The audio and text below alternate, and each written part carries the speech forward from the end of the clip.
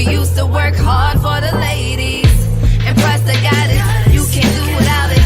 Show us respect, to you we give our best. So we can go on and on. We see your family get stronger, stronger. Family is our power, together we will reign.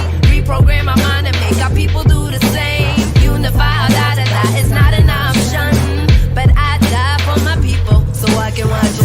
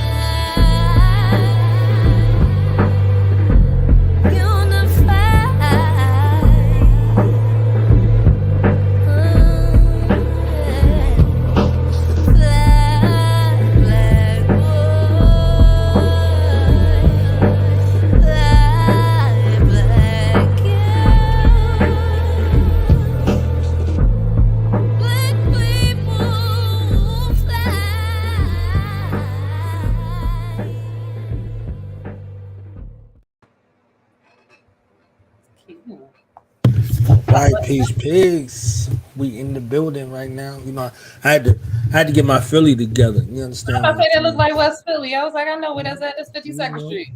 I had to get my Philly together because we got a powerful and phenomenal guest here on this new moon. Let me get it right for the astrologer people. Be trying to chop my fingers off. This it wasn't moon. In the third degree of 45. right. In Cancer, together, brother. Tonight we just Moonday motivation. Okay, in Cancer that is ruled by the moon. So we got a majestic, magical, mystical, magnificent, magnanimous, marvelous, powerful, potent, proper God in the building, okay, to share her wisdom, to share her love, to share her insight, because mama don't take no mess. Mama don't, Okay, so we're here to honor you, celebrate you getting to it's a celebration. We still celebrating. You understand what I'm saying? We still celebrating you and your accomplishment, your milestone.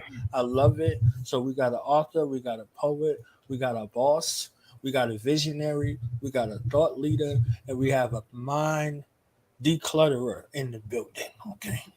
So let's give it up for our undomesticated John in the building. Philly, Philly, where she is from.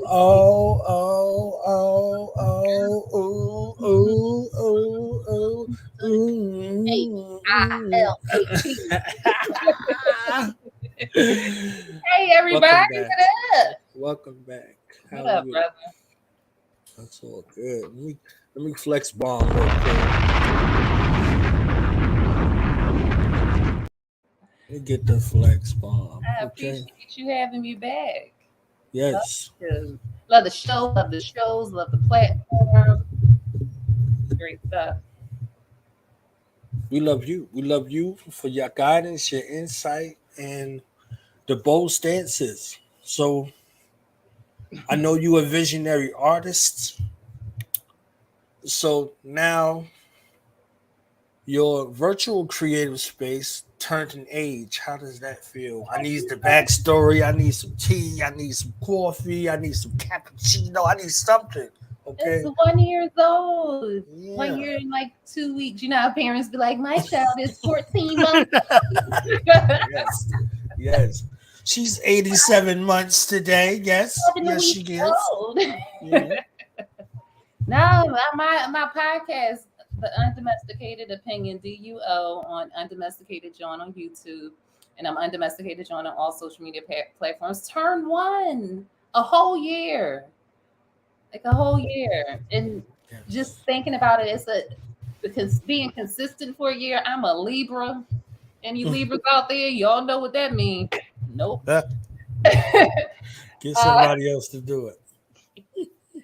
Working with somebody for a whole year, that's my buddy, my partner. Yeah, I'm proud of myself. Yes, I am proud of myself. And I'm clapping it up. Right? This is better than the buttons. You know, we got the buttons and shit, but this is better than the buttons. Okay, I love it. Because it's a lot. Yes. It's a lot. I know people get on and they stream and they do their lives and everything. All of that is a lot. Editing is a lot. Timing, the research process, just being present, being there, making a stance on a time, a day, and not wavering from that, and just making sure that they're making that part of your schedule. A lot of that stuff is a lot, but it's satisfying, and it is worth more than giving someone else a lot of you if you can't put all of that in yourself. So I'm happy about it. So what was the story behind the story? You know, how was it born? You know, what's Undomesticated John Opinion's origin story? Because y'all superheroes over there. Let's tell. I like to laugh. I like fun. No matter how you eat, however you drink, whatever drugs you're on, or whether drugs you're not on, what your addictions are. And though it can break down your body, but if you have joy, if you can look at something with a smile, if you can just be honest and talk about things, just being honest helps you live your best life. I don't know how long your best life is supposed to be. That ain't up to me to know. But as you live it, your best life with not having a frown, turn that frown upside down. So I knew I wanted to do something. I have my Untold Stories podcast or section just for men, and men are afraid to get on there. I know why, though. I do know why, and I hope I get more men to come on and just speak and be themselves and tell their story. So I did that, and I said I just don't want to just talk to men. I want to have that as separate and sacred in its own place. And I want something else to just be able to chill and hang out and talk. And my co-host, he was going through some things at that time. And I'm like, yo, let's bring some joy and something that's bring you out of your funk a little bit, and something that can be consistent and pleasurable and get your mind off of the things that you don't need to, that you can wallow in sometimes. So I was like, hey, you gonna do this. He's not the type of person who talks to people. Everybody thinks he's mean. Pussycat. No, everybody keep thinking he's mean. He wouldn't be mean. But he would never in front. He never talks to people. He never be in the forefront of anything. And I was like, no, this is what you want to do. And he was like, all right, Niya. So we got a podcast together. We got the name, The Undomesticated Opinion, because you have to put opinion and allegedly next to things because people get their feelings hurt. So I don't care about your feelings, but me neither. Yeah, it's not my feelings, it's yours. And we just talk about current events and things that's going on, bringing light to it, to our community, to other people. I have a mixed crowd. I have white, black, Indian, Asians, all kinds of people that come in and look through and support. And it's the opinion of us talking about stuff that's going on in the world.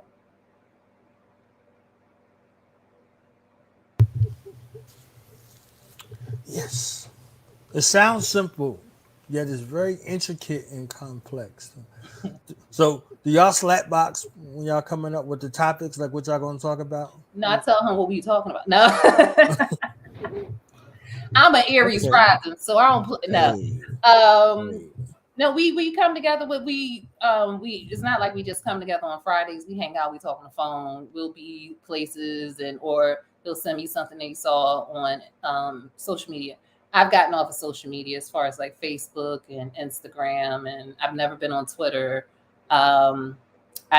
Use YouTube as my TV and my news for the most part, because I found myself, you can scroll and keep scrolling and you're on there for more than 10 minutes and it feels like 10 minutes, but it could be hours and 2 hours. And I said, this has not added anything to my day and anything productive to who I am. And though there are some things on there that are interesting and some things that are cool, and depending on what you constantly press or look at, those are the things they'll send to you, but they send a lot of other stuff too. And then it's not interesting enough for me to put that time into it. So I pulled back and nothing happened to me. I'm still here. I don't be on Facebook or Instagram. I'm alive. She's alive. So you can do it too if you want to. Because people think that they're like, well, they keep putting this on my timeline. This is on my timeline. It's on your timeline because you continue to choose to look at it. If you choose to put certain other things on your timeline, and you choose to invest in anything else that you really want and that's healthy for you, that's what will be pushed through to you. And then you'll notice like, hey, let me look outside sometimes. Let me take a walk. Let me get some sun. Let me look up. Because people are starting to have issues where they have humps now because everyone's looking down at their phone. Let me sit up. Let me get my posture together. Let me interact with other people. But come to YouTube and check out this show and check out my show every Friday at 9 p.m. Eastern Standard Time. A backhand is strong. Let me tell you. She will backhand you In from front the with comments. it, In front. Hey. But I like it. I thought I can be very raw. I do hold back. I do tailor my words a teens, just a teens. But a lot of stuff I just said. And I'm not mad about it. I'm okay with it. People won't like it. People not going to like it. But what you're going to know is honest and it's out there. Yeah, I love it. I love y'all's chemistry. I know that it's not just an on-air type of situation, and y'all are real with each other. So that level of authenticity, that's there, and that connectedness, like, and your tribe know who you are. They're like, yo, you see what I'm saying? Your tribe is like, all right, yo, we here, So I love that. I didn't struggle with it, but it was a part of trying to find the balance, because I came on very rigid with not a lot of flexibility. And for my first couple of years, that's what it was. There wasn't a lot of room. I put together a podcast network. There were different people who came along the way and they did what they did, but it wasn't a lot of me. It was virtually none of me. Oh, wow. For like the first year or two, even though I was hosting all of the shows and bringing a bunch of people on, it was very little to know of me. So this commonality that you introduced was something that was phenomenal and very necessary. So I had to find it through different opportunities, different ways. It's like, all right, had to find. I was like, wait a minute. I laugh. I tell jokes. I talk shit. I'm a person. Or I'm like, yeah, like so. Trying to weave through all of that because there were so many clowns and jokers and charlatans and snakes and fakes and all of that to differentiate yourself from them. And even saying I love black people is a thing that means absolutely nothing to people because of so many of the fools and those other ones who came before me. It's like, all right, I have to show through consistency, and it really disciplined my virtual space behavior. I didn't have any inclination towards virtual space at all. If I didn't have this platform, I wouldn't be on social media. Social Yeah. media is connected to the platform. So there's no personal life stuff, or I stubbed my toe, let me go tell the world and show them my stubbed toe and all of that. Sure. I mean, there are people that live that way. So Yeah. I'm good with that. That's not mine. So my approach was strictly around this platform, and then it created a mantra, a celebration of Black people, like only. So it's like, okay, I wake up looking for Black people to celebrate, Black men to celebrate, Black women to celebrate, Black children to celebrate, Black ancestors to celebrate, Black elders to celebrate. You see, some Black cause, some Black woman, like literally. So I don't have bad days on social media, although I still recognize the psycho-spiritual effects of this type of engagement, Hmm. when you're inundated with it on a daily and consistent basis. We came up when the TV would go off. Yes. They'd And be then like, good done, night. done. Right, yeah, gone. The TV doesn't go off. The cameras, they're watching you, whether your phone's off, on, whether you got tape over your thing, whatever the case may be, all of those things, they have a purpose. But what's your purpose? I still sift through all of those things, because if I have a bad day on the internet, everything that I've built and how I've established myself and the people I established myself with, it's all gone. You don't get a second chance with Black people. You can love them. They can come back and forth and do all of the seesaw with you, but once you're done, you are done. Yeah. You see what I'm saying? So it's like, all right.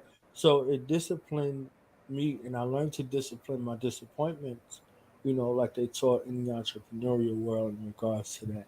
So every kind of rigmarole, up, down, left, right, you could go through.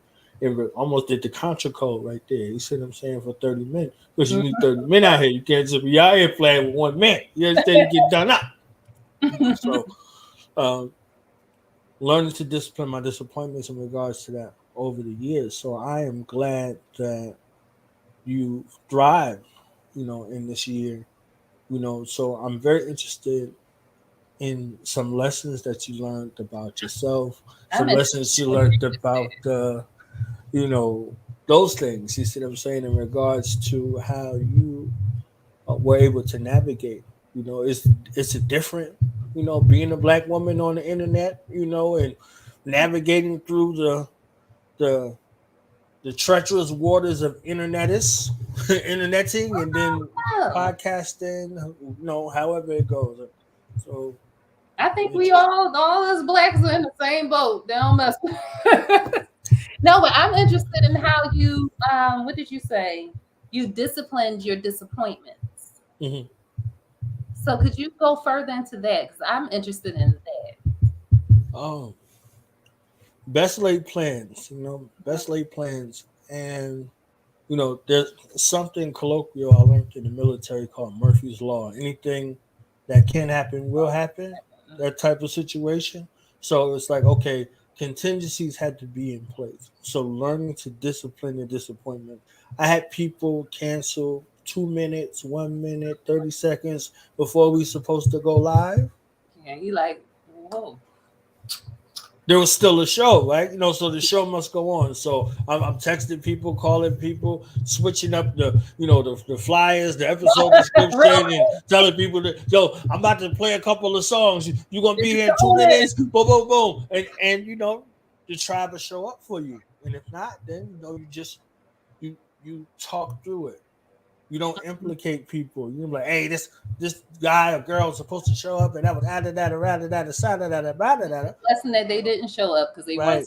supposed to.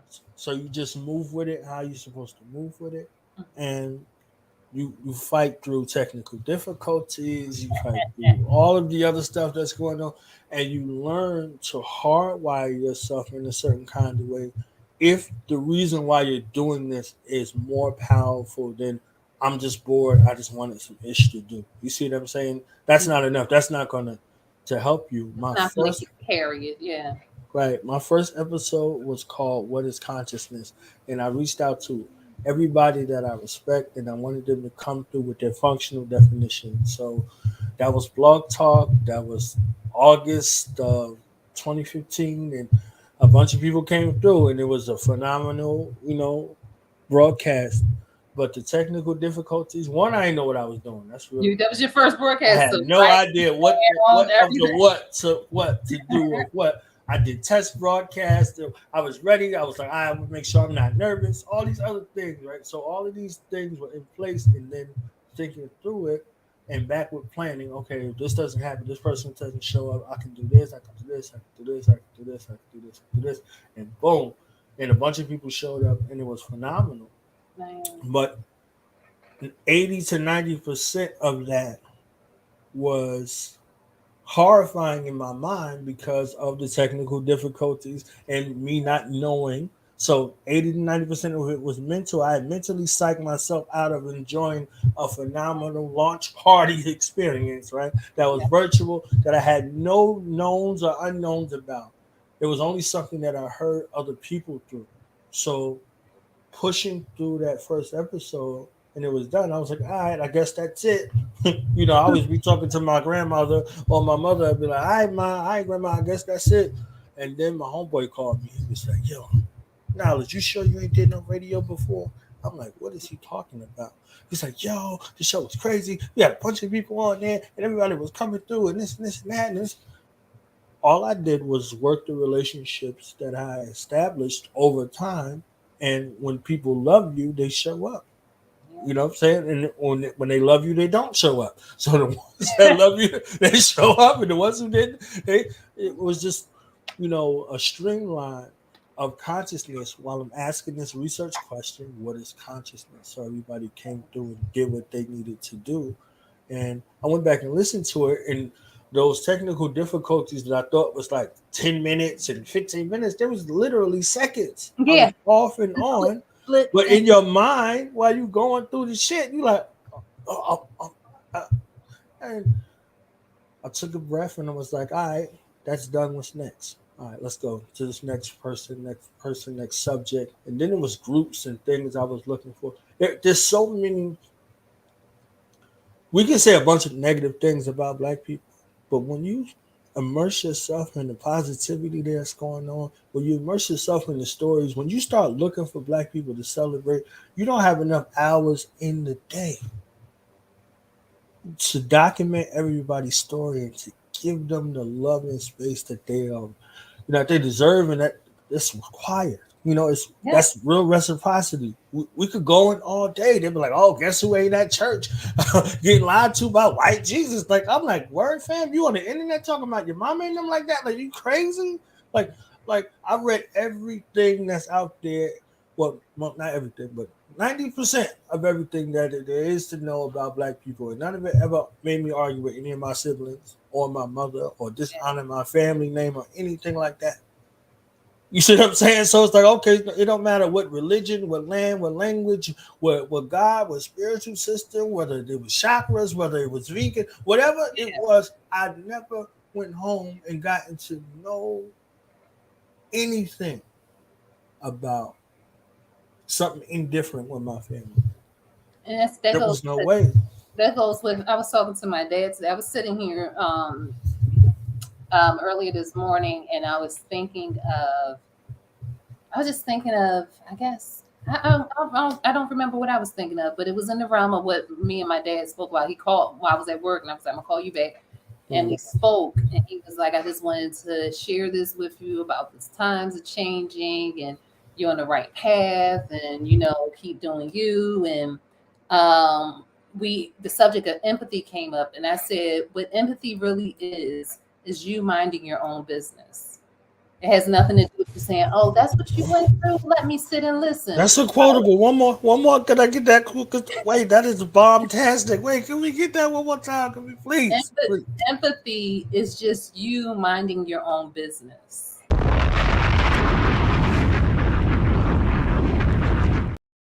Because when you're minding your own business, you're so busy getting your functions together, your rights, your wrongs, your perceptions, your ego, and your life together. And what you do is when someone else comes along with whatever it is, what somebody may perceive as bad, good, evil, nice, or whatever, you get a break to be able to hear someone else's story. And that's all it is.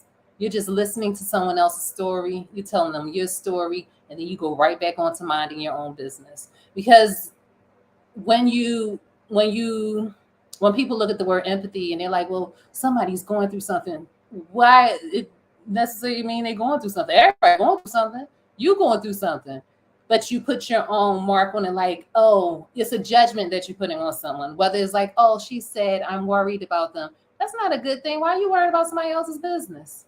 Keep your worry to yourself. If you want to worry, you shouldn't worry. But if you want to worry only about yourself, because God got them and they got them. They planned on being on this planet, however they chose to be on this planet, whatever it looked like, however it smelled, whatever they want to do. All you are as a God being is just here to listen to their story and share your story. And then walk away and go your pathway. They go their pathway. And you say, hey, I appreciate you appreciating me enough or seeing that I'm worthy enough to hear your story. So what somebody else got going on ain't got nothing to do with you, ain't none of your business. However, it's nice to sit around and listen to other people's stories, and it's nice to have your story heard. Because a lot of times when someone else is telling you their story, they're able to get something out, they're able to hear themselves, they're able to self-correct, or they're able to just be. And that's the most important thing to a person, is not to be loved, not to be liked, not to be in disagreement, not to be safe. It's just to be seen. And when you allow someone to be whoever they are, however they are, and allow them to just share their story, because they ain't got to share nothing with you. I don't share everything with people because they're not worthy enough to hear my story. But if someone gives you, whether it's a homeless person, whether it's the richest person in the world, whether money-wise, whether it's somebody just health conscious, whether it's somebody who's not health conscious, for them to come and approach you and say, hey, I want to share my story with you. How wonderful is that? How worthy is that? A God being saying, you're important enough to hear my story. And you just sit there and you listen. You say, oh, guess what? I have a story too. Let me tell you my story. And they get to listen to your story. And they say, wow. And then y'all go your own ways and keep minding your own business.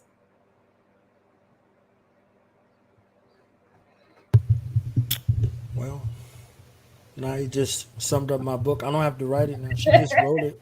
So if y'all missed this, what she just said, what was the purpose of Do the Knowledge Radio? Like, that's it right there. Okay. Buy her book. Okay. I don't need to write one. She already wrote it. You see what I'm saying? Yeah, I had a nice conversation with my dad this morning. Honest to your father. Honest to your father and your family. Your father, your mother, your family. Honest. Much appreciated. Yeah, my mother and my father is the reason why Do the Knowledge Radio was started. More of my mother than my father, but my mother and my father, and then my grandmother and my grandfather, then my great grandmother and my great grandfather. Yeah, of course, yeah. Right. Because of family and family legacy and family secrets, also, and giving remembrance to those that are known and unknown. Yes. To those that are known and are unknown. Like, so in honor of their story. And then honor to those known and unknown amongst the living. If they're still here with us. There's stories like, you could grow up with somebody in the same house with somebody and don't know shit about them. Two different stories. Right? And it's like, the bigger the families, oftentimes a lot that gets missed. The larger the secrets, you don't know the hell and the pain that they was carrying around, or the heaven that they was carrying around. And everybody had their own relationships. You can have some siblings who have a different relationship with the mother than you have with your mother or father, with an aunt. You can have people. I know in my family, some people are like, oh, her, how can you? And I'm like, well, I have a great relationship with them, but it doesn't mean your feelings or how your relationship is discounted. Maybe that's somebody you don't ever need to be around, and that's valid, because everybody has, have your boundaries, and those should be respected. But it doesn't mean because those are your boundaries with that person, or that person treats you this way, that they treat me that way, or that my boundaries are your boundaries. So if you're minding your business, I'm gonna keep minding my business and enjoying my relationship with whomever I enjoy my relationship, and allowing you to enjoy your relationships with whomever you enjoy your relationships with. Everybody has a story. Yes. And we don't always get this hear the beginning of someone's story. Sometimes we come in the middle of it, but somebody else was there to hear the beginning. So now your perspective is only in the middle of that, but somebody else got the full perspective. Right. And you can't discount their relationship with somebody because they got the whole story or half the story or interpreted whatever the story is for themselves. Right. The Bible is a good example. The people say that it's their story and it's God's story. I'm like, where's God's psychologist or psychiatrist? Who does God sit down with and tell her story and his story to? Themselves. Yeah, themselves. So your parents' story. Right. So I'm like, Genesis, everything I made was good. And by Genesis chapter 6, I'm gonna destroy everything that I made. Yeah. Well, then you build houses with Legos, and as soon as you build them, right. Let's do something else. Yeah. So it's like, all right, no doubt. And the redemption is, it goes through God being redeemed through people. From one person to the next, like redeemed through people's experience. All right, let me find the worst motherfucker on the planet, and if I could get the worst one on the planet at the time to operate in his best self or her best self, I'm good. Yeah. So this is why I made them. It's like, all right, let me deal with this right here. Like, no, what's good? You want me? You want me to do what, fam? Oh shit! They like, oh, hey, get your drunk ass uncle out here. Noah talk about this about the rain. Where the rain at, Noah? You understand what I'm saying? Like, so that kind of discipline that was required to build something to redeem God, but it's to save you in the same space. You see what I'm saying? And then the sacrifices that come along with that. These are all of these aspects of the creation story, whether it's a name or real or whatever our ancients knew to communicate with us in story form, because this is what's going to stay with us. That's what sits in you. Right.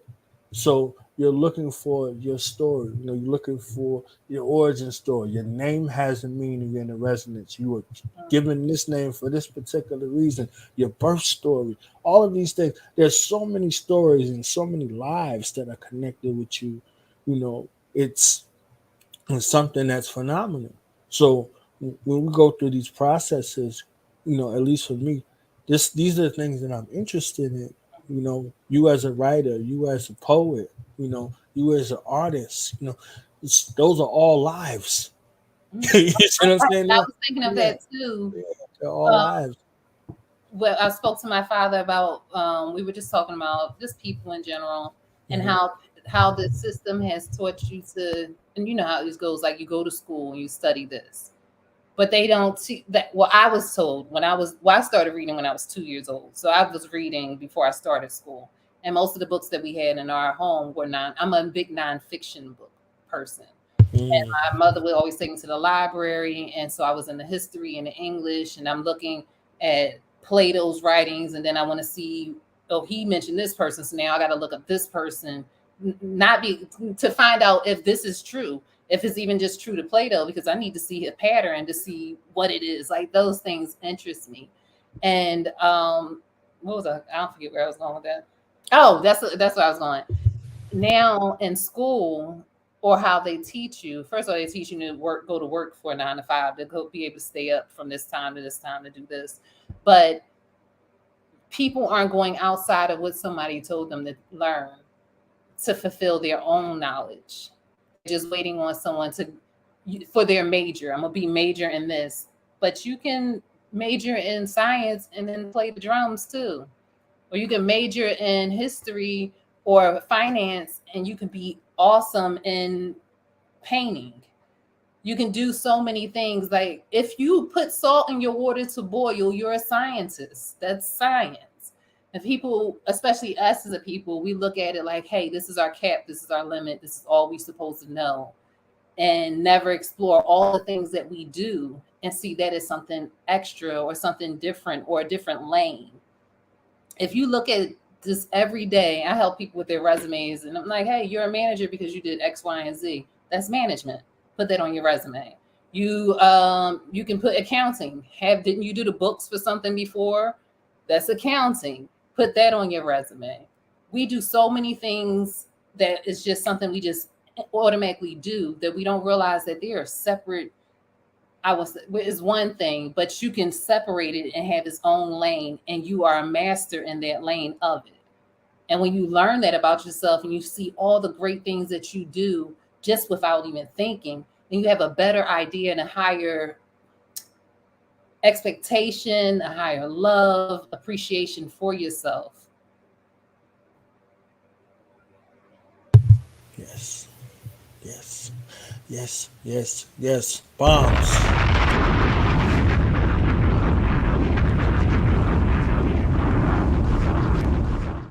So what were you talking? We were talking about before we went live. What were we talking? We talking about a lot of stuff. A lot of stuff. Your book about African Americans or Black people in this country and their identity. Yes. Yes. We need to really look at things. Look at that, and we'll start recognizing that our identity is stretched beyond just the Americas, the North Americas. And that I was listening to a video about a woman. She's Geechee. I'm Geechee as well. A lot of us are Geechee, or indigenous and all kinds of things from this country.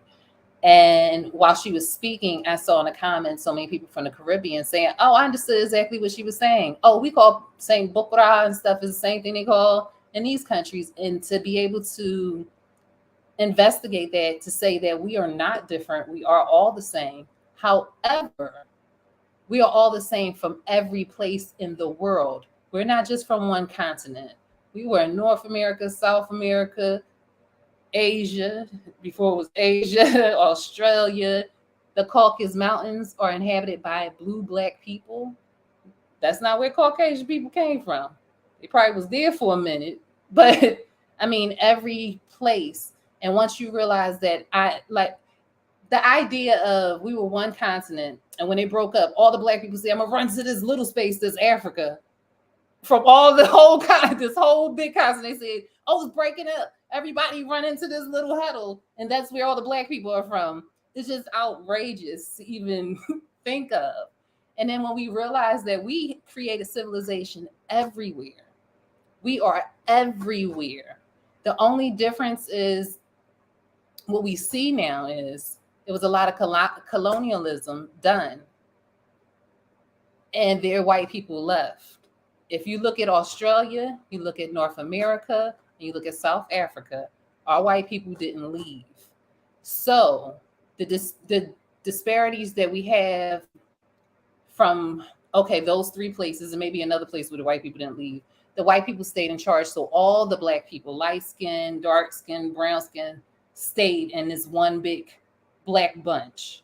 But all over the world, the black people, the dark skinned people, and the light skinned people separated. And the light skinned people were the white people, and the dark skinned people moved far away and segregated themselves because the lighter skinned people treated the dark skinned people like how white people treat us here. So when you go to Brazil, I know a bunch of us like, "Oh, I like a Brazilian." No, you don't, because you don't like black people. But you think Brazilian people are light skinned with straight hair when a majority of them are dark skinned people. So you don't like Brazilians, you like light skinned people.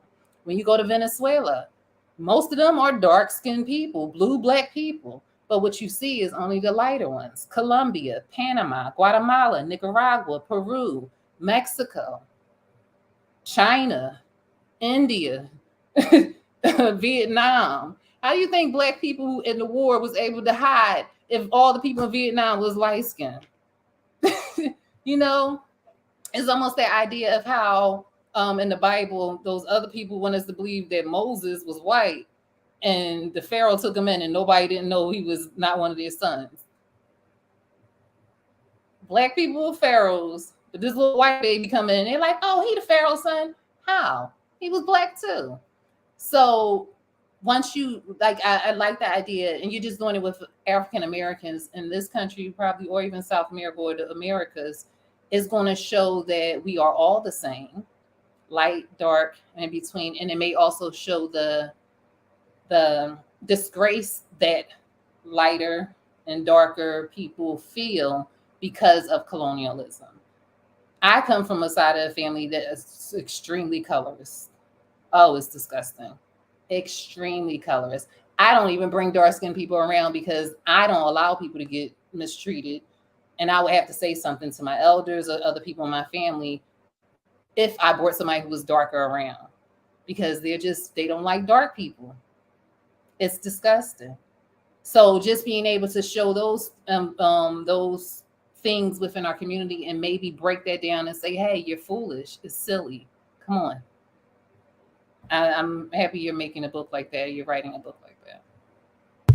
Sound like it need to be a documentary too. Look, see, just when I thought I was gonna be able to chill and just write a couple of books, I got to do the visual component for that as well. Yeah, I have Because colorism is real, all of those things. The colonialism and neo-colonialism is real, and then that symbiotic relationship. What sever the connection? What fosters these ideas? You know, nonfiction is my favorite, but I got into some fiction stories as well because of how these stories are told. They resonate a lot with people's defense mechanisms that they have up based off of how they've been indoctrinated or acculturated. Your culture is supposed to have all of your answers, so you're from living life to dying life. You understand what I'm saying? Like in everything in between, your culture is supposed to be there. So I don't have the broad brush for everybody. I'm not telling everybody we all this or that. No, your cosmology is your cosmology. I want it with respect. You see what I'm saying? So if you're aboriginal to this landmass, what's your family story? Let's give credence and ode to your family story. Yep. As you said, we were everywhere. You see what I'm saying? I'm an African. I got evidence on both sides of my family from one side or another, and I didn't have to give nobody no spit. You understand what I'm saying? Like, I ask these questions and I got these answers. That's just how they work. You see what I'm saying? So, you look on my father's side, that's one thing. You look on my mother's side, that's another thing. And both of them point back to Africa.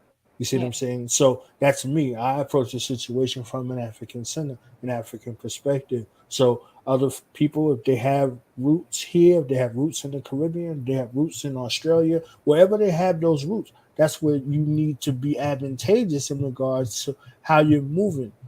How you're socially moving, politically moving, religiously moving, spiritually moving, all of that inclination towards that landmass that's advantageous for you and your family. Yep. So the thievery and the robbery comes in when you don't know where that is, and you have to go to somebody else to ask. Like that shit, the world's supposed to be on right. Like the world's supposed to be on fire from that alone. Like I don't know my family history. I can't trace my roots back. You see what I'm saying? And gas was $10. They had the audacity to have gas $10 on top of the whole shit that was going on. But in that quest, and this is why the space has always been sacred, indiscriminate to your spiritual, inclination. If you're doing something righteous for Black people, I'm here to celebrate. You see what I'm saying? I don't have to, whether you're a theist or an atheist or what, none of those things matter to me. You understand what I'm saying? As long as you're a Black person living a Black life, like I got some definitions. Everybody don't qualify when you start talking about a Black person and living Black life. All they're people that don't qualify. You see what I'm saying? So they soon find out when they find out. You like, oh, I'm Black too. I didn't know I was Black. Yeah. So the cause behind that was always been identity. Identity and identity crisis. Your identity in crisis. So I looked at two things. I looked at what's that one? Snow White. Mm-hmm. Was it Snow White? Which was the one that had the wicked stepmother and the wicked They all have stepsisters? stuff from other. Cinderella. Ella Cinderella. Yeah. Yeah. So Cinderella and Sanders Antoine Fisher was a movie that I looked at in regards to seeking to understand the divide here in the Americas in particular. The diaspora, okay, but the Americas in particular, because I have the most time of understanding of the divide. And I looked at the foster care system, the American foster care system, and I understood Black life in America. So, looking at the foster care system, these ideas that are fostered by military psychologists, Mm-hmm. Yeah, you know, you gotta look at where it started from and right, right, behind it. right, right. So there's so many layers with that, but it was just really getting a a picture, not the blame game, but a picture. Like you need to see that these things happen and you are affected by these things and your thoughts and ideas and how you foster your mind to the point you gave this example like y'all don't bring no dark skinned people around. You see what I'm saying? The wicked stepsister, the way Cinderella was treated by her wicked stepsisters. Mm-hmm. She's in this household. Her father, there's no mention of her mother. Her father marries this woman. She becomes her stepmother. Mm-hmm. So these ideas are fostered. She's in an environment that is not her home, but she's there at the behest of being a dutiful daughter to her father. And even though she's being mistreated in this environment, she's still dutiful enough to love her father enough to subject herself to it. Mm-hmm. Longing for a mother, longing for this type of distinction. And Yeah. right, her ancestor comes to her, her fairy godmother, right, and transforms her and reminds her of her divinity, and that she doesn't have to be subjected to this. So it's a reconnecting space in this process of rediscovering and uncovering our identity when our identity was in crisis. You see what I'm saying? So these, and when I looked at Antoine Fisher in particular, one thing Miss Tate said to those young Black men while she was beating them, she Mm-hmm. said, I treat you good. I took you in when your no good mommies didn't want you. Mm-hmm. So this mother figure that's there is something that they're longing for. That's my mama. That's my mama. You understand what I'm saying? This mother figure that's there, that's a ward, that's a guardian for the state, that this a representative of the repressive and oppressive state there. And then young Antoine has a further addition. He's being molested Yeah. by a mother figure. You see what I'm saying? So this is the system in all of its parts and its intricacies in regards to these They ideas molest being people all right, day, every day. getting fostered into the ideas in regards to connections and all of that. So just putting those aspects out there, dealing with the psycho spiritual robbery. And so from one aspect to the next one in regards to that, it was really bugged, and I've been working at it for years, and it's finally time to put some of these things together and present them for public Yeah. consumption.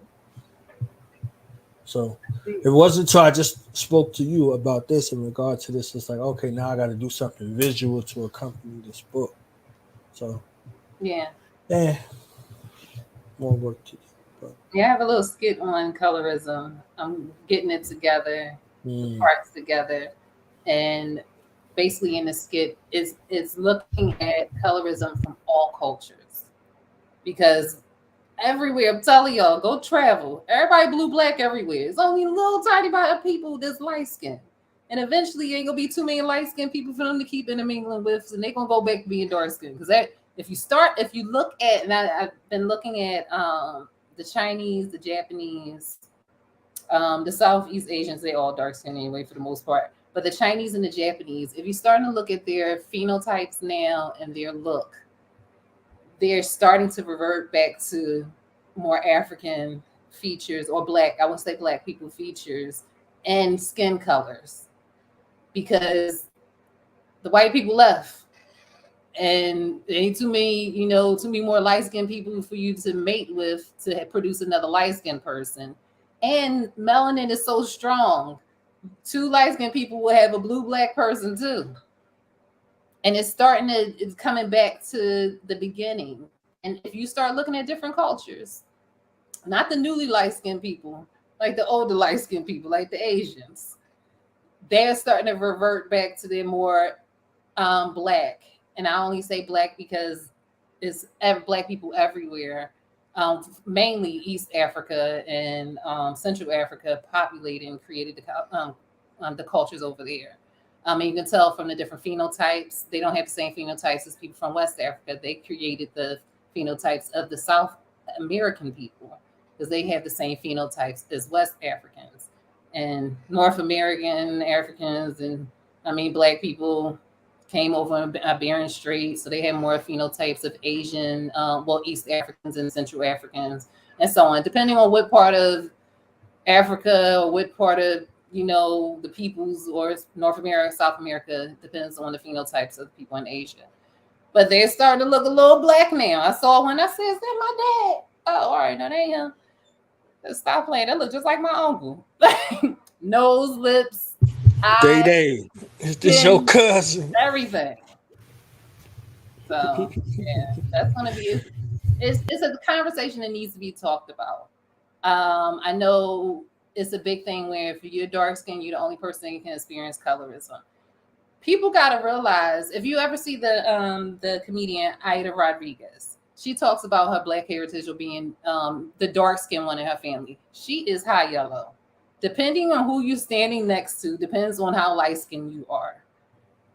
And depends on how your treatment is. And just being light or being dark, if you have European features, you're treated differently. If your hair is not as kinky, you're treated differently.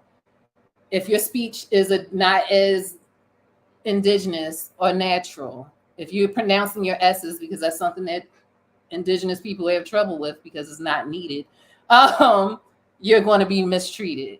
So colorism, to get deep into it'll be interesting for a conversation to be had to see where it comes from and be able to eliminate that space.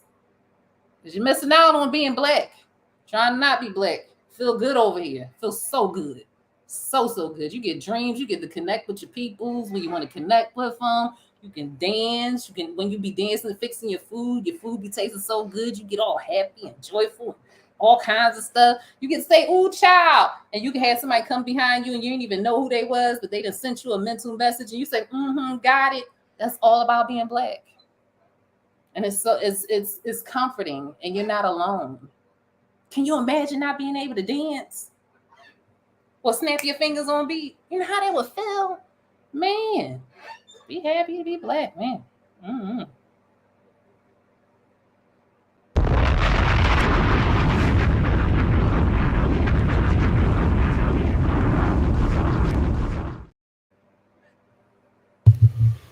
Yep, the visual of being black is just icing on the cake. Yep. Yes. So I'm sure we talked about it before, but I want to talk about it for a second. You as a writer, where do you go in your universe to create, and what keeps you writing?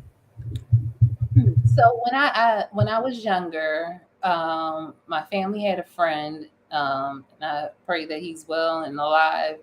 Mr. Richard Whiten, he was a astrologist. Master astrologist.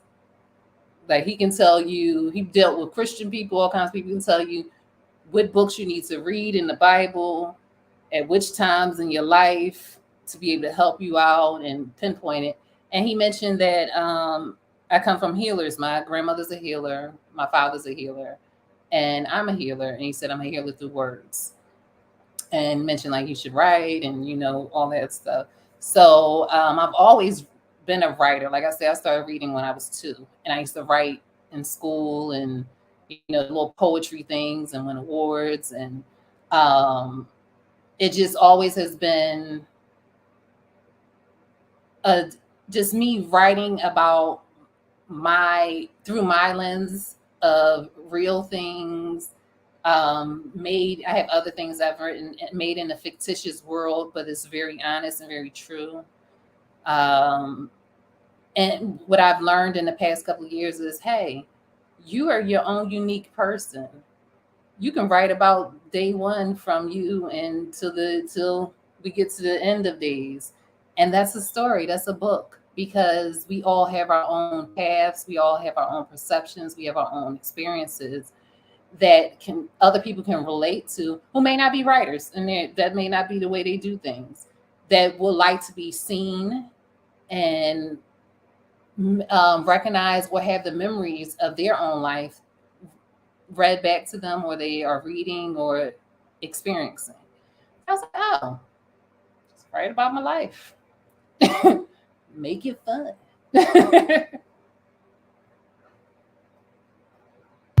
And then as I started writing, I realized so much that I have done and so many things I have experienced.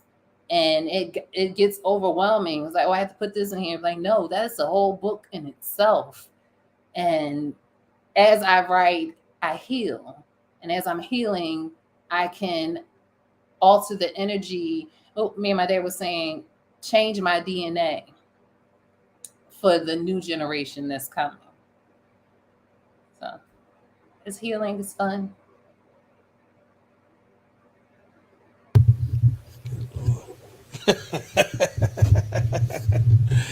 I love that. I'm telling you, I love that. Yeah, you can infer about a story, but it's nothing like getting it direct. Getting it direct. Like, yeah, I'm from especially. Hood. We tell stories all the time, and just being Black, we so colorful. You could throw some other layers on there, some sweet potato pie, a little bit of cornbread, and you be like, what? For real? And then just it becomes, we're creators. Right. So just creating, and then you're creating worlds and ideas and birthing things. And it may not be your idea, but you put it out there so someone else can have that idea and run with it, because they're the ones that will do it best, or their way. It's just adding something to the world. Definitely. So where do you want to take your platform? Like, where do you envision that you can share? Because you can't tell your business to everybody, but that you can share in regards to where you want to see your platform, where you want to go within the next year or so. I don't even think about the future in that way. I just really enjoy the present of it and allow whatever the present gives me to. What I do is whatever the present is presenting to me, going with it. Because I do experiments all the time because it's just fun.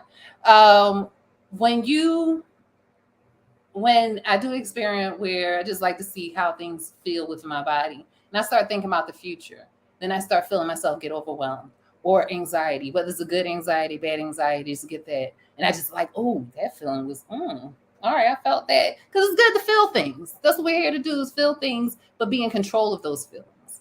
And then I'll say, all right, well, now let me touch something to bring myself back to the present. And like that, the anxiety leaves. And then I'm like, let me think of something in the past. And then I start getting a little heavier, and then a little like depression and stuff. And I'm like, ooh, that's what depression feel like on a Tuesday? Go ahead. And then I say, let me bring myself back into the present. And the present is so intriguing, so exhilarating, because I don't know what's going to happen next. And it's, that's what's next for me. Let me jump on it. And this one, and let me go on this one.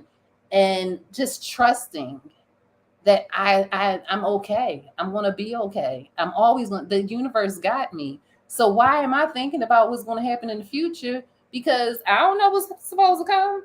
And why am I blocking what could come? Because I'm not even putting that into my sphere of awareness. So I don't tend to.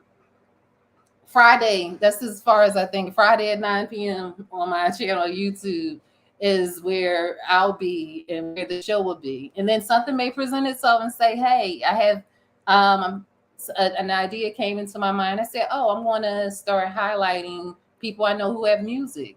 And just to, a little intro before we go in. Hey, you want your video played? Hit me up. Play your video. And then we come on in. Then something else may come into my mind where we may do some other things. I don't know what it's going to bring and where it's going to go, but I know I'm going to be there. And as long as I'm there, the universe is going to prepare me with something to do.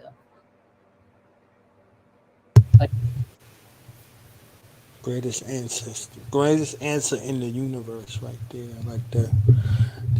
I missed the present for a lot of years because of that. And those are contracts that I made. It's like, oh, as long as my family all right, I don't care about me.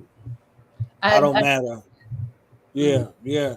And you get every bit of that shit. You understand? You get 1,000% of that. Like, oh yeah. So yeah, I dismiss those now. Those are lessons learned. Those experiences, and those experiences are fruitful for them, and they're all right, and you're not all right. You see what I'm saying? And they're going to be all right. Because mind your business. They got them. That's it. Because and a lot of times we do that because of this idea of love and care.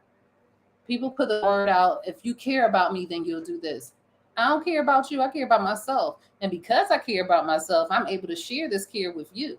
Now, if I stop caring about myself, you don't want the demon to come out and be mean to you or get depressed and not be able to be there with the resources that I have to be there for you, or blow up on you because I'm not caring for myself. And I'm doing a dishonor for you because I'm saying you can't care for yourself. Who am I to say that your God don't have you? That my God is better than your God, and my God and my God's idea should lead you. Oh, that's a little kind of narcissistic, a little bit. My ego is really big when I'm saying, oh, I have to do this stuff for you because not because I just want to, is because this is what you need. Who am I to tell you what you need? Maybe you need to fall, because if you never fall, you're never going to get it. And I'm robbing you of your existence and your ability to learn and grow, because I'm saying I'm more responsible for your life than you are. Now you could do that. That's a lot of responsibility. I don't want it. That's what Bishop said to steal. God don't like you guys. And juice. And that's what started, the whole shit with Bishop, that whole Bishop mentality and juice. That's why he was shooting everybody. Yeah, I know, right? You told Steele that he was like, I got more control over your life than you do. He's like, how do you figure that? While he was eating this food, he wasn't even affected by what he said to him. No. You see what I'm saying? They was in his house eating his food, and he had the audacity to say that shit to him. He's like, how do you figure that? He said, I'm letting you breathe, ain't I? And he looked at him, and he was eating his food. He said, you can't even go up and down your own block without getting fucked with by Rotten Master. Let's not forget that. And they clowned him. So he's like, oh, yeah, I'm going to shoot you. I'm going to shoot you. And you going to get a new car, and you going to get a new car. So it was like, okay, this is where this whole thing, like he had a point, and he wanted his people to roll with him on this point. But you in somebody's house eating up his food. And y'all was disrespectful in this man's house, and that was the only time he came unglued the entire film. Mm-hmm. He got shot and he wasn't unglued. You understand? Like, they broke that vase in his house. I said, oh, this is why he's with them. He could have devoured everybody in that house in 12 seconds, and nobody would have been able to do nothing. I was like, that's why they called him Steel. Mm-hmm. You see what I'm saying? It was like when they offered him the money, he smacked that money and said, fuck that money. He said, I gotta explain this shit to my moms and my Yeah. pops. Like, what you I doing? let y'all in my house. I was like, oh, my shit. Lord is. I said, oh shit, that dude is not to be fucked with. That guy right there. That's like you saying that, like in Coolie High, the girl couldn't get the guy to do that, but as soon as Right. they broke that china closet, everybody she was big and tough. Then you broke my mama china closet. You know how she still got payments on this. Exactly. That was a whole nother level right there. So I was like, okay. He was mild mannered, easygoing. He had love for everybody. He was facilitating the space and all that. And once that regulation was broke, he was a different dude. You know, I was like, damn, he could have squashed them like a bug. You know, and they just would have looked like, oh, all right. My bad. Yeah, like, all right. You know. And then when he smacked the money, like I'll go back to that part in my mind, like, he smacked that money, yo, fuck that money, man. I was like, ooh, and the look on his face, like I paused it to see that look. I was like, oh. Because we know what that is. I gotta talk to my mom and dad about this. You gonna get me killed? You don't care about me at all. Right. That was next level. He seen everybody in that room. And that was like, all right, that was something that was intricate. So it's like, yeah, you didn't want to be on the wrong side of that dude right there. So, yeah. So yeah, that narcissism, that narcissism is a deep thing. So yeah, that was bugged out. The only way you can prevent yourself from doing it is minding your business. I'm keep saying it. If you are so enthralled and invested and in love and captivated by yourself, you really don't see other people around. And the people you need to see have been put in your path for you to see them, whatever they look like. Right. And you just enjoy them for a second and you go right back into you. And you keep being into you. I know it's only Monday. Can we get a little sneak peek about the Friday Joan? Do y'all still say John in Philly? Is the world? I have to stop because the lawyers and the white people saying it and it sound right now. People from outside they say John, and we like, no, that's not what you say. It's really just saying joint without the T. We don't pronounce the last letters of words, and we country. So is that John, the Jimmy John, the John over there. They took it and put it in a dictionary. It's a noun and it's a verb. It's a pronoun, and it's like it ain't neither one of them. It just is. Yeah, stop translating your language. I don't know what we people access to your shit. It's like, all right, like, well, when a black person says this or does this, I'm like, all right, thank you for snitching. You like, but like, no. And it'll always be that. Yeah. Come on, just however we present it and however we feel about it. And me knowing different languages and a lot of Eastern languages and indigenous languages, when I study those, it shows exactly how we are. As I said, we are all one people. We just move, we just live in different neighborhoods all over the world, and the whole world is our whole community. We don't have words in most I'll say Asian languages, which come from the Geese language, which is Ethiopian, and it has that break from Hebrew and stuff that's Black and East African. They don't have a word for past or present. Like how we like, I'll be at the store. You don't know if I was at the store yesterday. I'm going to the store right now, or I'll be there in a second, because it depends on our conversation, our body language, our interpretation towards each other. You will know what I'm talking about. I'll be at the store. Am I there now? Was I there yesterday? But we know how to figure that out, because it's more than a language that we have. We are internally connected. But when you go into someone who's not internally connected with you, they're like, so I be at the store. I believe that means it was a preposition before, and the verb conjugation was to be at the store later. And then yesterday was in like, no, you're doing too much. Like, get this motherfucker out of here. Like, you don't belong based on how you speak. Like, you doing too much. You put too many words. You be at the store when? They're like, when? Yeah. They're like, when? I'll be looking around like, when? Like, I'll be at the store. Like, you catch me when I'm near. Catch me at the store. about to catch his hands. You don't get your ass out of here snooping around. Like, yo, get your man. Like, don't bring him around no more. But yeah, Or most tell him.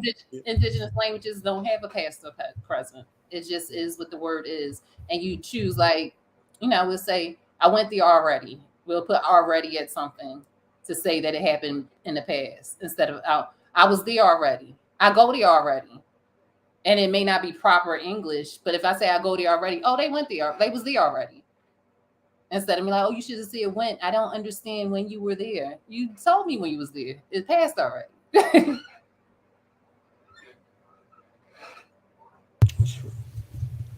That is real. I think the last two things I wanted to talk about, because we were talking about it before we went live, the whole reparation situation.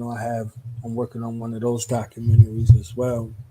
There's the hip hop industry, Old Black People Reparations, which is a micro of the reparations conversation that's going on, because there's a lot of conning, going on in regards to that. And you mentioned $200,000 in California. That ain't what. You was gonna say $200,000. You can't buy a house in Philadelphia with $200,000, let alone in LA. And that's supposed to be 400 years of labor and racism until tomorrow and next week. Racism. Yes. But go ahead. What are you saying about the reparation? No, I mean your thoughts, because you brought up the situation where some of the states were looking into it, and then there's this big thing that they're seeking to push. I wanted you to kind of elaborate. With the Republican, they're doing their best to pass a bill, and I want to be very clear about this. Republican Democrats, they're the same people, because they play on you and say, well, the Republicans are doing this, and we're not going to let them get this bill passed. But y'all probably want to sign the bill too, or you're going to say, okay, but we had to let them pass it because then they gave us this. They're the same people. But they're using it under the guise of the Republicans. They're saying that if a state gives reparations to people who were descendants of slavery, they say slavery is terrorism, that they won't get any more government funding, federal funding for their state. So trying to, bully, scare them not to give reparations. But I say the people in California, don't take that $200,000. That ain't nothing. If you cannot give us land, if you cannot give us return land, return free education. I don't want to work for 400 years. I want to be on vacation with PTO. We don't work. They made Black women work even when they didn't have to work, when their husbands was in war and they had enough money to pay to take care of them. They passed the law to make Black women work because white women were too jealous. I don't want to work for about 400, 500, 600 years. How about that? And I want free housing of my choice. I want land. I want food stamps. I want free medical. I want free education, and not yours. I want the money to build our own educational facilities. And every year I still want a stipend because the other people get it for Israel from our country. We just send $1 trillion over to the Ukraine for something that ain't none of our business, but that's their cousins. I mean, I want to sit down for a minute. And that whole 400, 500 years that we get to sit down for a minute, how about we take our ball from the playground and go home with it and play and build our own courts? Y'all don't have to give us nothing but 400 or 500 years of just PTO time. I promise you, it only took us 10 years during the Reconstruction period to surpass them and more things that they can't even do now. Lawyers, doctors, hospitals, walking off a plantation with nothing, to do that in 10 years. What can we do in 400 years? I say about 450. I need an extra 50 years to sit there. Because I might want to take 50 years to go to the Bahamas. But all of us, no, really, that's that simple-minded amount of money. And reparations can't be paid in money. There's not enough money in this world. Well, it is. But I mean, and it wouldn't even matter, because once we get the money, they'd change inflation. It won't mean anything soon. I want land. I want y'all to go find your home wherever it is. Maybe well, no, I can't say Atlantis because that was us too. They got islands for y'all to go to. Cause y'all can't get Europe, that fake continent that y'all should decided to make. Please look up what a continent is, because it definitely Europe does not fit the description of it. They can't have Asia. They can't have Australia. We want New Zealand back. The Maori people want that back. There's some islands out there y'all can hang out in. Get y'all little umbrellas or something so the sun won't get you. Some volcanoes they can hang out in. Sure can. Or find space. Y'all trying to get the space? Go on. Yeah. But really, yeah, that whole, and even I understand us wanting reparations. We deserve reparations. But I don't think that should stop us from taking our ball and going home and stop adding into their equation waiting on reparations. Because I know if I was a white person and you was asking me for something, I'm going to say no. You shouldn't ask nobody to give you nothing. You take what you want, especially when everything that you're doing funds everything that they have, because they can't do nothing. Agreed. And this is where, that whole situation comes in regards to, that, like the burden of proof. What if they say, prove it? I proved yesterday. When y'all try to erase my work at work. When I'm on playing spades and somebody called me nigga girl and I'm playing it on the darn phone. They just that racist. They call me nigga girl or monkey. And what I say to one of them, I said, "Oh, that's cute. You're an abortion survivor." They made a mistake. Didn't get y'all out. Like, come on. It's every day that we have to, and I don't even have to be around white people as much. I'm so glad and fortunate that I live in a Black community, however it looks. Yeah, spades and Midwest. They be calling me all kinds of monkey girl and niggas and stuff. And I just gotta let the sun hit you real hard. Go out and sing the sun. Connect those liver spots. That's why I say little stuff like that. Ooh. And then they just leave because they get a little scared. But but I mean, every day we have a case for every day. Every day when you turn on the TV, and when they have a Black man, but you can never have a Black man and a Black woman in the commercial. They gotta be the Black man with the white woman, or the Asian man with the white woman. But it can't be two Asians. It can't be two Blacks. It can't be two. If you are Black, you gotta have a Hispanic to make it seem like that's. Come on, we can prove it every day. The burden of slavery, enslavement, because it's still going on. They're still getting people on debtor's prison, which is illegal, but they're still doing that in Mississippi and in Alabama, and these places where people have limited so-called education and resources, and the police or the KKK. Who are you gonna go to? The lawyers, the KKK. The senator is the KKK. That's where we need. That's our argument. Why did the man in the Senate say, "Oh, we're so tired of hearing about the coloreds"? I mean, the Blacks. Now he didn't even say. I mean, he said the colored people and the Black people.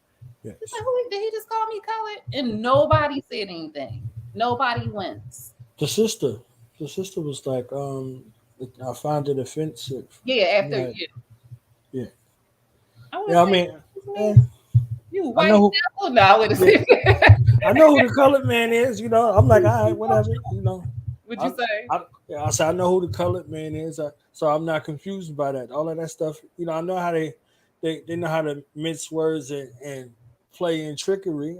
I'm like, we're not getting emotional about none of that shit. That shit means absolutely nothing at all. Like they're there discussing policy on the floor for something that they stole. They stole it. They set it up, and they're doing how they're supposed to do with it. I'm like, yeah, no doubt. I'm saying, like, yeah, no doubt. Like, oh, I'm not. Why would that be offensive? Yeah. Like, so are you calling him a criminal because when you created a criminal offense. When you commit a criminal offense, they call you an offender. Are you calling him an offender? You got to be in a state of rulership or law to, make those kinds of claims or accusations and be able to, you know, levy sanction or push penalty for those things. Like, so what's his crime? Like what's the punishment for his crime, and how can you enforce it? If not, I don't hear nothing about that shit. Yeah. You see what I'm saying? I don't hear nothing. Like, yo, when your man was in the debate with Sleepy Joe, he said, "I'm running because of you, Joe." He was talking to Joe like, "Yo, I'm running because of you, Joe. Your tax laws is why I'm here, Joe. That's why I pay so little in taxes, Joe." Joe, he was talking to him. He told him, Joe. You see what I'm saying? Like, I know they've got this cat and mouse game and all this stuff that they playing around, but they're always somebody will always break character because this is the stage. They'll break character and they'll talk to whoever they need to talk to really quick. Hey, y'all hear that? Y'all hear that? Oh, y'all with the oil fields. Do y'all hear what he's saying he's going to do? You hear that? You see what I'm saying? Like, all right, like, yo, so why didn't you take the opportunity to hear that and move and make what you're supposed to make? Like, they had the whole Standing Rock situation. The whole Standing Rock situation, they played it like it was ancestral, but it wasn't. They was looking for oil, but they did the oil situation for the hemp and the cannabis situation that they was about to plant. Yeah. So, like, I'm like, all right, like, there's a bunch of deceptionists out there, and they have the arch deceivers looking like the heroes, and the heroes looking like the arch deceivers. Yeah, and that's how it is. It's a whole movie script that they keep playing. Yes. And they just do. And then people are like, "Ooh, so what did they tell me next?" And it ain't about what they tell you. You go and look behind the curtain. Take the curtain away from the Wizard of Oz, and you see it ain't nobody there who can really do anything. Right. It's an illusion, an entire illusion that you fall for until you say no, or say, "Hey, that's how y'all playing the game. Let me deal me in, because I've been watching and watch how I play, because we win." I was rooting for the Decepticons. We go Boston on you. Right. I was rooting for the Decepticons growing up, and all of the villains in the TV. Yeah. And then when I saw one, I don't remember which one of the Transformers it was, and the Decepticon dude said, "On our planet, they call us gods. Here, they call us machines." I said, "Mother, you better talk to these motherfuckers." I'm like, man, fuck all these motherfuckers. Destroy this bitch. You want to do what you got. Listen, I'm like, how could you look at that and call it a machine? We like machine. He's like, on our planet, we was gods. Here they called us machines. He's like, I was like, man, kill all these motherfuckers. Yeah. Like, then there's some other motherfuckers always trying to save the. I'm like, man, whatever. It was perfect. It was beautiful. Just like this was. I had a great time. I always have a good time talking with you. And I love this platform. I tune in to other people's shows and just a comment and get to get involved. And yeah, love your community. Love your show and your platform as well. Salute to you and the brother. Say y'all be getting busy. You see what I'm saying? And making it happen. It's a highlight of the Friday. It's a highlight of the Friday. It's another space of adding value, on top of everything else that you bring and that you do. Is that the last thing I wanted to talk about was this necessity, because there's an overwhelming theme throughout what we've been doing, balance and self-care. I can tell you're an advocate. You see what I'm saying, for balance and self-care. I wanted to talk about that. How much of a priority is that, in your life, and how much should it be a priority in our lives? If you could suggest something like that too. Every second of the day, you are a priority in your life. Whenever you say, "I don't have time to do this for yourself," it's blasphemous. Because anything, to the point where, like, when I'm putting shea butter on myself, I am taking time to shea butter every part of my finger and my hands. And I'm talking like, "Oh, look what you doing today." and having a conversation with my body, because it's like, oh, what is that? So then you can know what is going on with your body, what is different with your body. And also take the time, because who else is supposed to care for you the way you care for you? If you want somebody to rub your back, you ain't rubbing your own back. You want somebody to rub your feet and your legs. How would you know what feels good to you unless you're doing it with yourself? And then you get to enjoy yourself. You get to take time out and be introspective when you take that time. Whether it's if you want to do a little exercise each day, the best thing to do, what I say is before I get out my bed every morning, I give thanks for my day. And I say, maybe think about whatever my dreams were and laugh. I make sure I smile right when I wake up. I look out my window. I give a wave to the trees. I'm like, y'all still there? What's up, y'all? And then they wave right back at me. And then just get up and stretch your hands to the heavens and plant your feet to the ground and open up wide and just smile and open your eyes up and allow everything to wake up. You don't understand how great that is to start your day, because we do sleep. Some of us sleep like this, some of us sleep here, and you get cramped up, and then you give an attention to every piece and part of your body. And when you do that to yourself, then other people have to respect you, because you're giving that respect to yourself. How you eat, whatever you want to eat. I eat a certain kind of way. Some people eat other kind of ways. Eat and enjoy it. Take your time to eat. Let it, see how it feels when it hits your lips, and then see how it feels if it touched the spicy part of your tongue, and then the salty part of your tongue, and the sweet part of your tongue, and enjoy every part. Try to figure out what each part of every bite is. Take your time in that and find enjoyment in it. Don't scarf down your food, because it's to nourish you, whether it's good, bad, or indifferent, however it is. It's to nourish you, what makes you happy. It's to nourish you, to bring nourishment into your body and your skin and your organs. It can just be plain old junk food. If you want a tasty cake and you want to take that tasty cake and take a little bite and just, what? This how they making them now? Enjoy your experience. When you breathe in, allow yourself to breathe in the air all the way and just let it sit with you. And just feel how it feels going throughout your body, and see it going through every part of your body and hitting the blood, so the blood can circulate throughout your body and oxygenate every part of it, because you deserve it. That's how you stay alive. So pay attention to those things. Then breathe out all the things that you don't want to hold on to anymore, whether it's gas, I don't know, but breathe out any bad intentions. Do your best to only think in the positive, because everything that happens has a negative way to look at it and a positive way to look at it. And it's up to you to choose what you want to do. If you want to be happy, then you have to choose to be happy.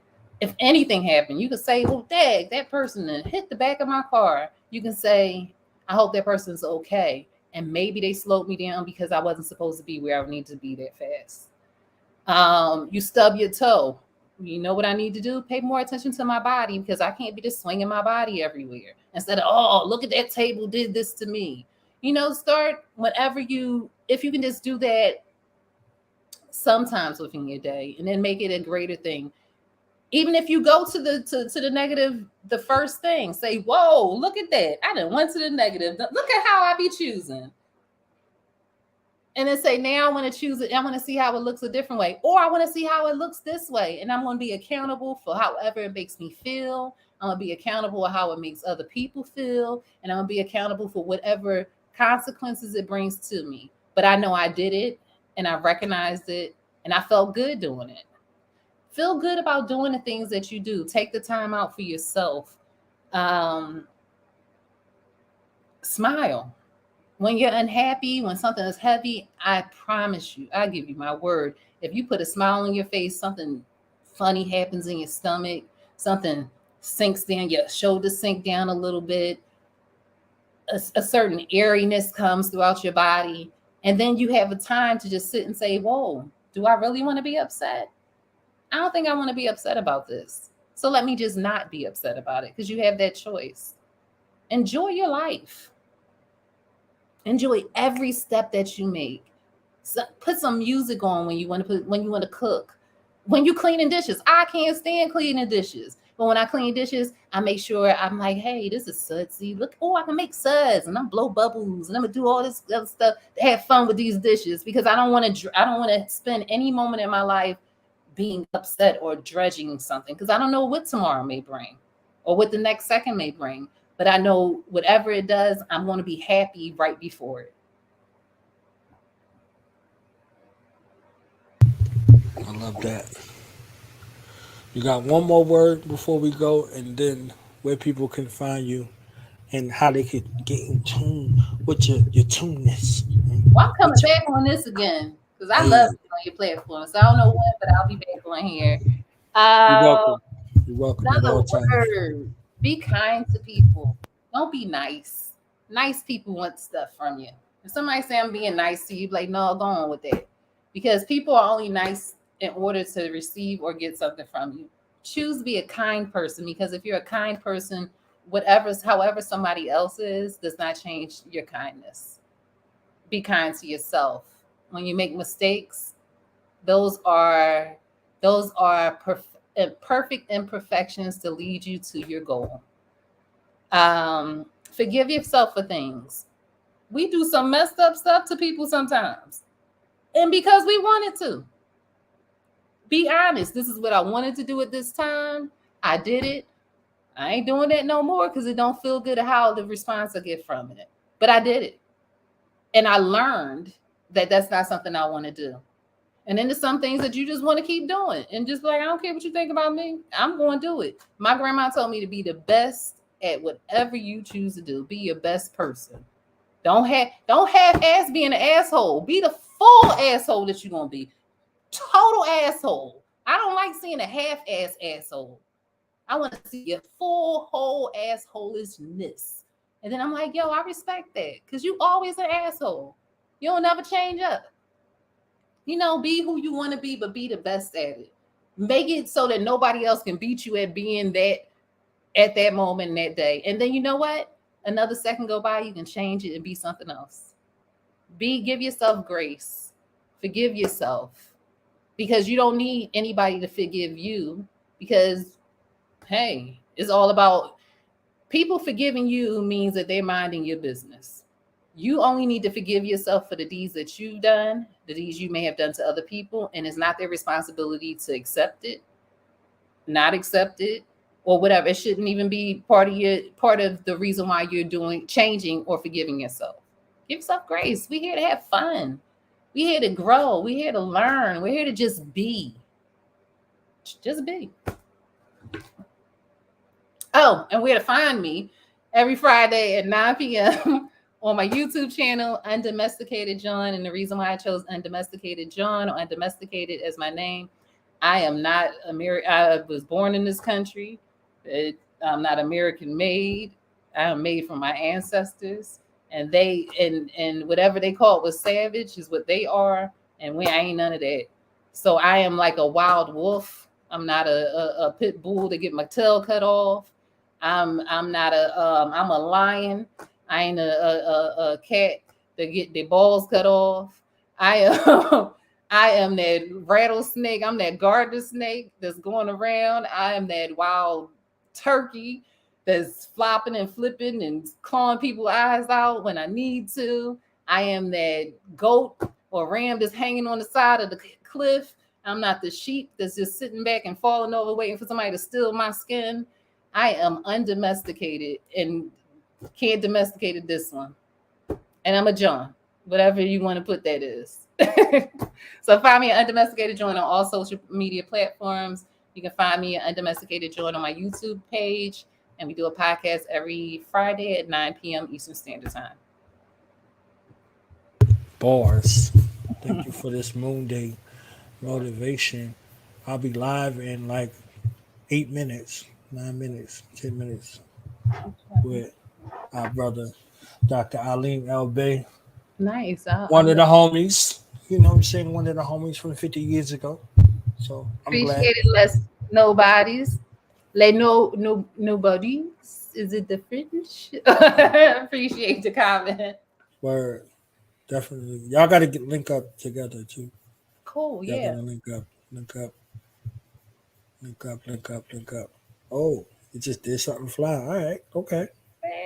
Hey. All right. Look. Hey. So we out. We'll be live in 10 minutes. All right, and I'll be tuning in today. I appreciate you having me on the platform, and I'll catch up with you because you'll be on my side of town soon. Yeah. Yep. All right, peace out, everybody. Peace.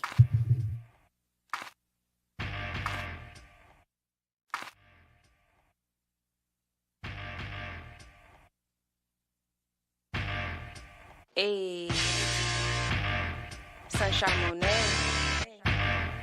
with the affirmations peace, to enjoy y'all. your day with. Sunshine Monet. You are listening to Chakra Music. I came through with intentions of destruction. You said you wanted freedom, well it's me then that you wanted. I moved in gratitude as my soul was being summoned. The consciousness has returned, Christ is really coming. I make these flows for the souls that drift in indigo. I make some goals for they glow since they was embryos. Access the records, they lectures, keep your principles. Enemies infect you, don't let them reach your pinnacles. Reversing curses that's embedded in religions. They wound up in your soul, that's why you feel tension. I'm remixing declensions before Sumerians existed. It's something in the water, don't get caught, you'll get acidic. I bury enemies, pay pinnacles to the witness. You say my name in threes, I appear in your vision. Write Iliads in me, I'm the witcher in your system. Silly as can be, there's no opposite in infinite. I'm the goddess of crossroads, touching all directions. With the skull and crossbones that cause to the vexes. I applaud the protectors, I'm the god of inflection. They see the demon in me and still pause the respecters. I need no translation, vibrating from universe. My throat mansplaining while my yoni do the work. Mask off, crowns on, bombshell on all the arts. Mask off, crowns on, bombshell on all the arcs. Mask off, crowns on, bombshell on all the arcs. Mask off, crowns on, bombshell on all the arcs. Enoch 7 prophet, move like the full winds do. My energy is useful, my thoughts are old school. So I move with a Bob Slim. Say I'm sexy, haircut like Anita Baker, real lovely. Caught up in the rapture, it's kinda risque. Kisses and faces on public is real frisky. Touche. You are listening to Chakra Music. Mask off.